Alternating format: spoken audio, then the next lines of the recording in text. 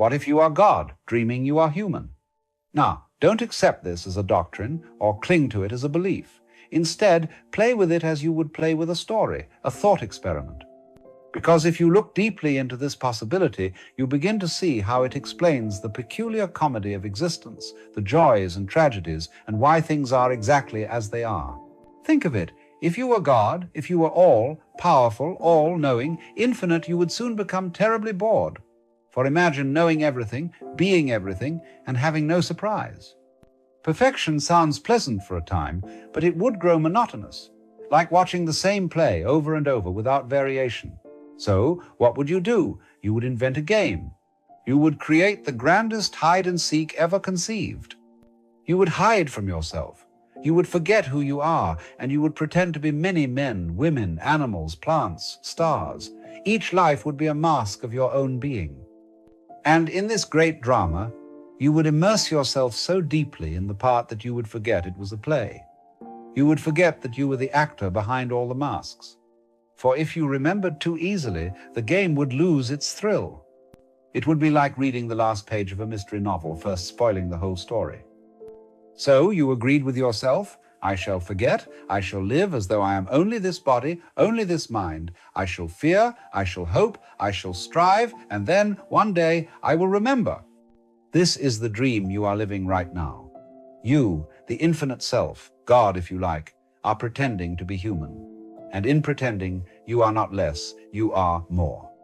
Because God as God cannot experience limitation, cannot taste the thrill of uncertainty, cannot feel the poignancy of loss. Only by becoming human, by playing the role of mortality, can the infinite know what it is to love, to fear, to hope, to die. And so, here you are, believing yourself to be a separate person. And that belief is the very essence of the game. Now, this raises a curious question. If life is God playing hide and seek with itself, then what is death? Death is the moment the mask is lifted. The curtain falls, and you step backstage to remember the truth. It was all play. That does not make it meaningless. Quite the contrary, it makes it precious. For the actor loves the role, even knowing it is not ultimate. In fact, the role is sweeter because it ends. The tragedy more moving because it is fleeting. Death, then, is not the end of you. It is the end of the dream. And after death, why, you choose another role, another mask, another dream, and again you forget. Because that is the thrill of the whole game, to wake up and to fall asleep over and over like breathing. This is why the Hindus speak of the universe as lila, divine play, God playing hide and seek with itself, God forgetting and remembering, God dreaming itself as all things. And in this dream, every joy, every sorrow, every triumph and disaster is part of the drama. For what fun would a play be if nothing ever went wrong, if the plot had no twists? Now, some will protest, but if I am God, why would I create such suffering? Why would I choose pain? The answer is simple, because without contrast, nothing is experienced at all. Without darkness, light is unnoticed. Without silence, sound has no shape. Without sorrow, joy has no sweetness. Suffering is not a punishment, it is the shadow that makes the dance visible. When you understand this, suffering does not vanish, but it takes on a new quality. You see that it too belongs, that it too is part of the dream, part of the play of the self. So here is the great reversal. You are not a fragile creature at the mercy of a vast universe. You are the vast universe pretending to be a fragile creature. You are not a small wave lost in the ocean. You are the ocean, playing at being a wave. This is what the mystics mean when they say, Tat Tvam Asi, you are that. You are the eternal consciousness behind all appearances, and this life, with its struggles, is your chosen disguise. Not chosen by the small you who remembers little, but by the deeper self who is all.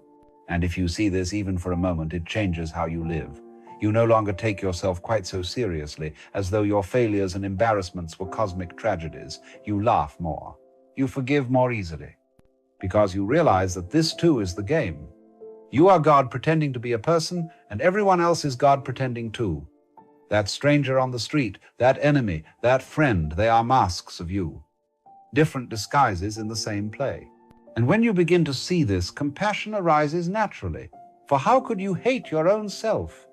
Imagine for a moment that tonight you dream, and in your dream, you forget it is a dream. You live an entire lifetime. You are born, you grow, you suffer, you love, you die. And then you wake astonished. Would you say that dream was unreal?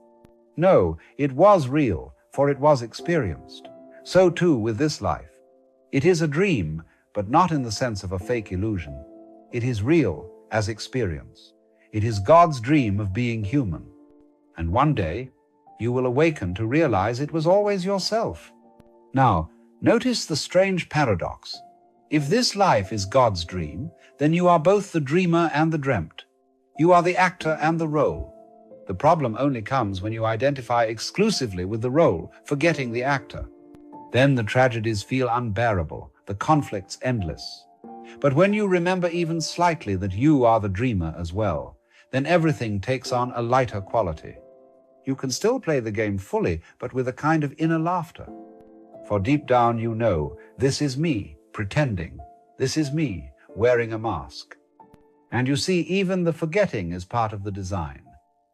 If you remembered constantly that you are God in disguise, the play would collapse. You would lose interest. It would be like watching a film, but knowing every line in advance.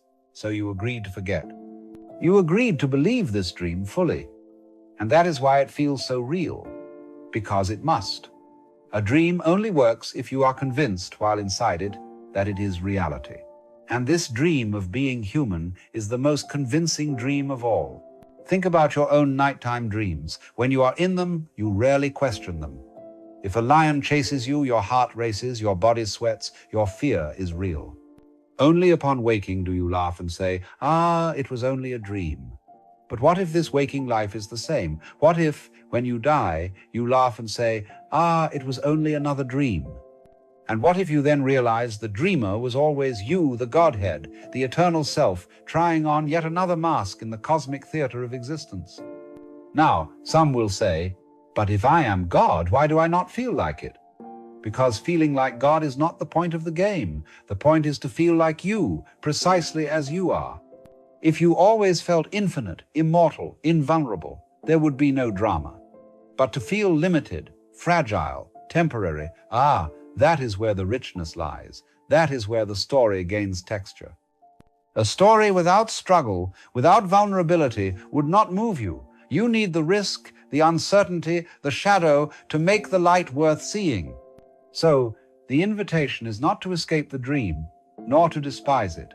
It is to see it as play, to live fully, as though it matters, but also with the awareness that beneath it all, you are not diminished.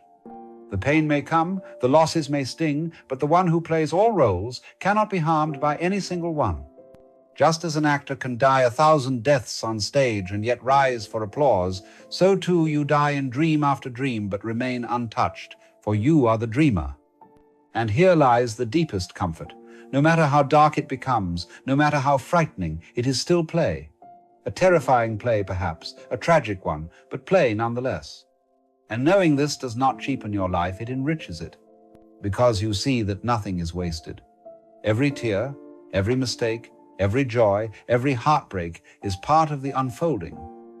You are not here to win or lose. You are here to experience, to taste the full spectrum, to dance every dance, laugh every laugh, shed every tear, and through it, to know yourself in all ways. This is why the mystics smile, not because they deny suffering, but because they glimpse its context. They see that suffering too belongs to the dream, and that beyond it, the self remains whole.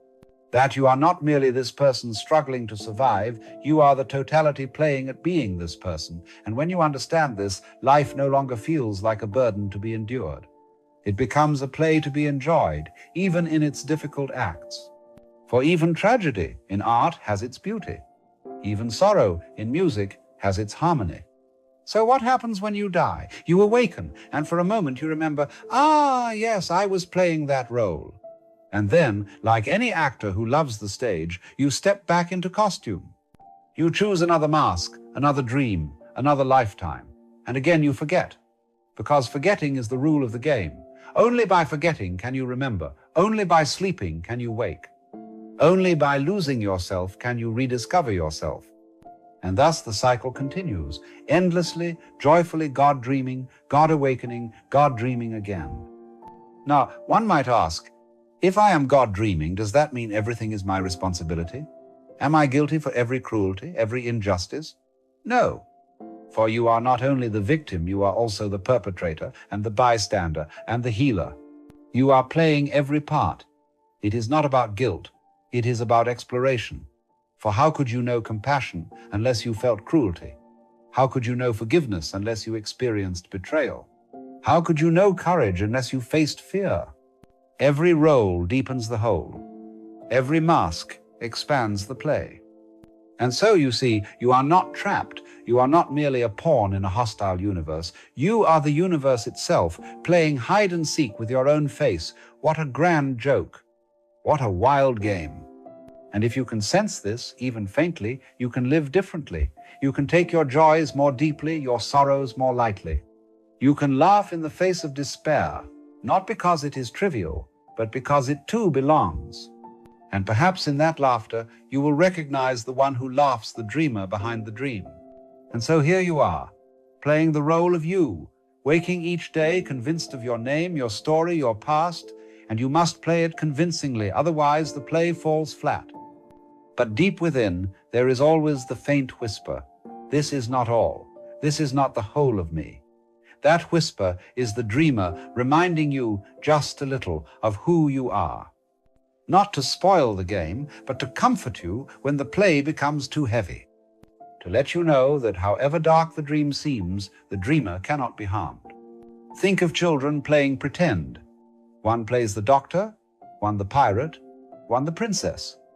They throw themselves into the parts, and yet if one falls and cries, the others immediately drop the game to comfort them. Why? Because beneath the masks they know they are still friends. Life is the same. We are all playing roles, yet behind the masks we are the same being. And when you glimpse this, compassion flows. For you see the villain as another mask of yourself, and the suffering of others as your own dream calling out for kindness. And perhaps this is the greatest secret. You don't need to awaken fully from the dream to live differently. You need only remember now and then, to catch the playfulness of it, to see the masks for what they are. Then you can dance with life instead of dragging it like a burden.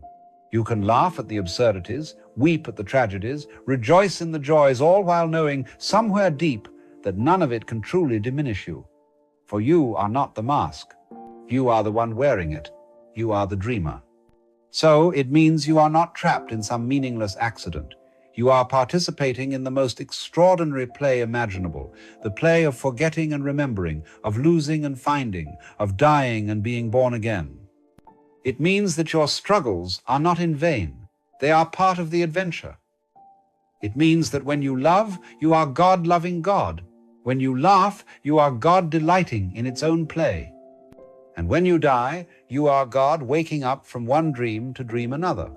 And so the invitation is simple. Live this life as though it matters, because it does, but do not cling to it as though it were all you are, for it is not. You are the actor, not only the role. You are the dreamer, not only the dream. And when you know this, you can throw yourself into the play with abandon, with courage, with joy. For the secret is, you cannot lose. You are always already the self, the Godhead, the eternal dreamer. And this life is your masterpiece, unfolding moment by moment.